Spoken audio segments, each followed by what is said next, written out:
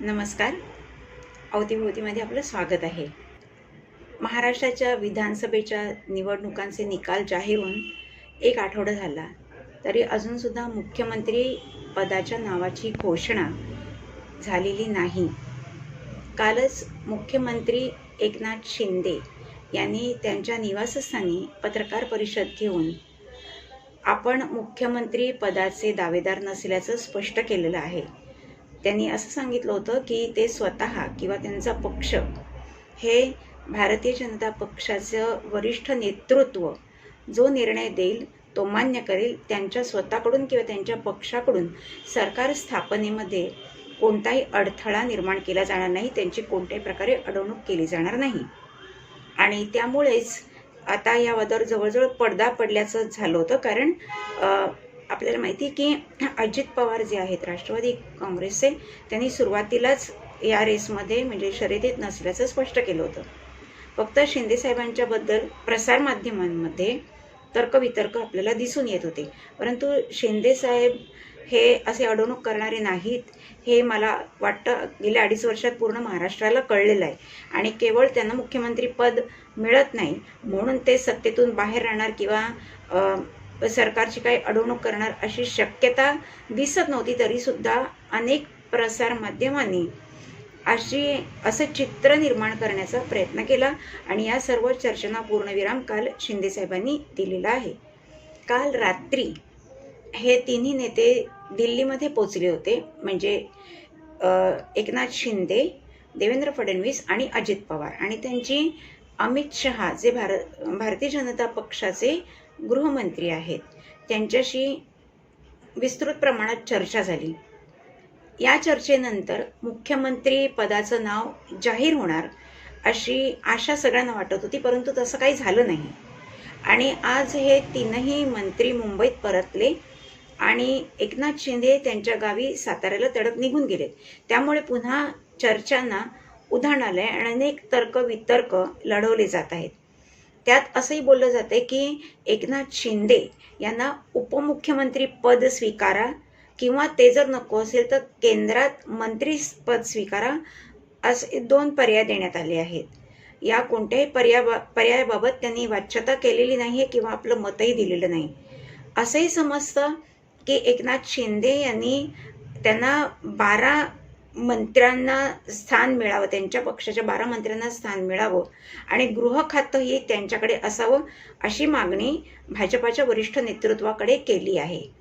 त्याच्यावरही भाजपाच्या वरिष्ठ नेतृत्वाने अद्याप काही उत्तर दिलेलं नाही. कारण जेव्हा मुख्यमंत्री एकनाथ शिंदे होते त्यावेळेला गृह खातं हे भाजपाकडे होतं आणि ते देवेंद्र फडणवीस हे गृहमंत्री होते. आणि त्यामुळेच भाजपाला कदाचित गृहमंत्रालयाचा कारभार हा अन्य कोणत्या पक्षाकडे द्यायचा नाही आहे असं चित्र निर्माण केलं जाते. आणि त्यामुळेच कदाचित नाराज होऊन शिंदेसाहेब गावी निघून गेल्याची चर्चा आहे. दुसरं म्हणजे अजित पवार यांनीही सुमारे 10 जागा मंत्रिमंडळात मागितलेल्या आहेत. आता पहिल्या त्यांच्या ज्या मीटिंगमध्ये ठरलेल्या फॉर्म्युलानुसार 6 आमदारांवर 1 मंत्री देण्याचं निश्चित झालं होतं. या हिशोबाने भारतीय जनता पक्षाला साधारण 32 मंत्रिपद मिळण्याची शक्यता आहे. एकनाथ शिंदे गटाला 12 ते 15 मंत्री पद देण्याची शक्यता आहे आणि 10 मंत्री हे कदाचित राष्ट्रवादीला मिळण्याची शक्यता आहे. परंतु असली जरी मंत्रिमंडळामध्ये वाटप झालं तरी खात्यांवरनं अजूनही त्यांच्यामध्ये एकवाक्यता झालेली दिसून येत नाही आणि त्यामुळेच कदाचित ही बोलणी अडली असल्याची शक्यता वर्तवली जात आहे.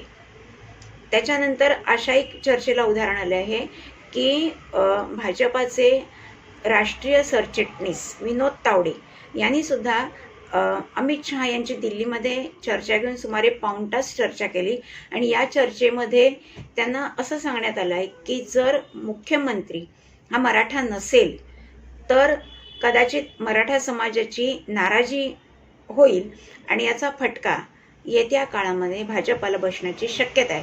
त्यामुळे शक्यतो मुख्यमंत्री हा मराठा असावा. आता मराठा असावा असं म्हटलं तर त्यामध्ये प्रामुख्याने ज्या नावाची चर्चा आहे ती म्हणजे अर्थातच विनोद तावडे आणि दुसरे म्हणजे आहेत आपले आत्ता लोकसभेवर निवडून गेलेले पुण्याचे खासदार मुरलीधर मोहोळ.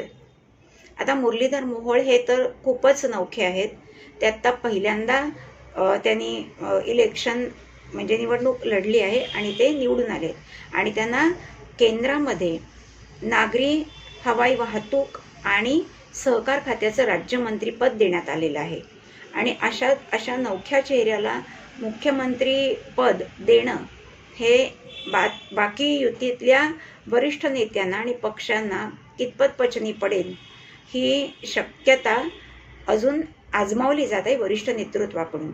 आपल्याला माहिती आहे भाजपा हे धक्कातंत्र देण्यामध्ये सध्या म्हणजे भाजपाकडून सध्या धक्कातंत्राचा मार्ग अवलंबला जात आहे. राजस्थान आणि मध्य प्रदेशमध्ये याची आपल्याला प्रचिती आली. तिथे अनेक अनुभवी आणि दिग्गज नेत्यांना मागे सरून तुलनेने नवख्या चेहऱ्यांना त्यांनी मुख्यमंत्री पदाची जबाबदारी दिलेली दिसते.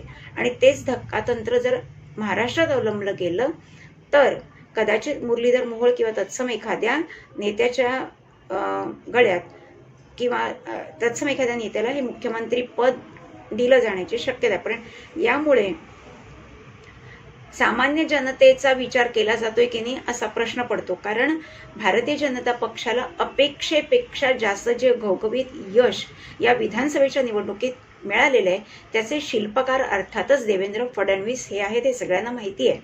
त्यांनी अहोरात्र मेहनत घेऊन हे यश अक्षरशः खेचून आणलेलं आहे. तसंच ते 2014 ते 2019 या काळात महाराष्ट्राचे मुख्यमंत्री होते आणि त्यांनी ती कारकीर्द यशस्वीरित्या पूर्ण केलेली आहे. त्यानंतरच्या निवडणुकीमध्ये 2019च्या भाजपाला बहुमत असूनही शिवसेनेने साथ सोडल्यामुळे उद्धव ठाकरे त्यावेळेला ही डिवाइड झाली नव्हती शिवसेना, त्यांनी साथ सोडल्यामुळेच त्यांना सत्तेतून बाहेर जायला लागलं होतं. आणि त्यानंतर काही कारणांनी मुख्यमंत्री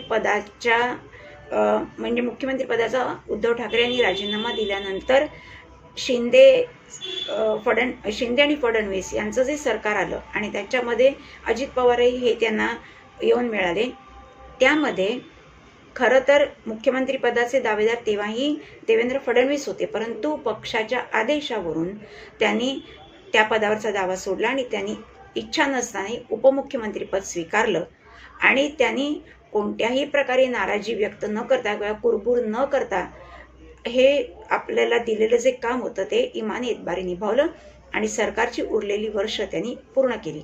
आणि आताही भारतीय जनता पक्षाचे जे सर्वसामान्य मतदार आहेत, सामान्य नागरिक आणि कार्यकर्ते आणि वरिष्ठ नेते या सगळ्यांचंच मत आहे की देवेंद्र फडणवीसांनाच मुख्यमंत्री बनवावं. आणि अशामध्ये केवळ मराठा समाजाला खुश करण्यासाठी देवेंद्र फडणवीसांना हटवलं जात असेल तर मला वाटतं यातूनही एक चुकीचा संदेश सर्वसामान्य भारतीय जनता पक्षाच्या मतदारांपर्यंत जाणार आहे. कारण मग त्यांच्या मतांना काहीच किंमत राहणार नाही जर मुख्यमंत्री पदावरनं असे घोळ होणार असतील आणि जो प्रबळ दावेदार आहे त्याला जर डावललं जाणार असेल, केवळ तो ओपन कॅटेगरीचा आहे किंवा ब्राह्मण आहे अशा कारणास्तव, तर हा एक चुकीचा संदेश पसरवला जाईल आणि हे एक राजकारण म्हणजे जातीचं राजकारण पुन्हा नव्याने येण्याची शक्यता आहे. अर्थात आपल्याला माहिती आहे की ब्राह्मण समाज हा कधीही आंदोलनं करत नाही आणि कोणाची अडवणूक करत नाही आणि तसे ते करणारही नाहीत. किंवा देवेंद्र फडणवीसही त्या प्रकारचे मुख्यमंत्री नाहीत, शिंदेही त्या प्रकारचे नाहीत आणि अजित पवारही नाहीत. असं असताना सुद्धा जर त्यांना मुख्यमंत्री पद देण्याच्या ऐवजी दुसऱ्यांनाच निवडलं गेलं तर महाराष्ट्राच्या भविष्यावर याचा दूरगामी परिणाम होणार आहे. आणि कदाचित आज भारतीय जनता पक्षाला सर्वसामान्यांनी हिंदुत्वाच्या आधारे आणि केवळ देवेंद्र फडणवीस यांच्या चेहऱ्यामुळे जे मतदान केलं आहे ते कदाचित त्यांना पुढच्या येणाऱ्या काळामध्ये मिळण्याची शक्यता, तो पाठिंबा मिळण्याची शक्यता ही कमी होईल असं एकंदर चित्र दिसतंय.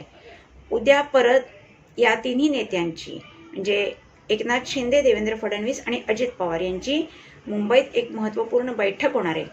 या बैठकीत कदाचित मुख्यमंत्री पदाचं नाव जाहीर होण्याची शक्यता आहे.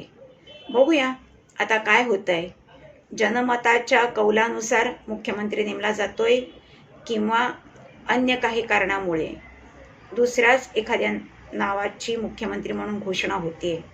कारण या मोठ्या निर्णयावर भाजपाचं भवितव्य बऱ्याच अंशी अवलंबून आहे. व्हिडिओ आवडला असेल तर लाईक करा, शेअर करा, सबस्क्राईब करा. पुन्हा भेटूया नवीन विषयासह. नमस्कार.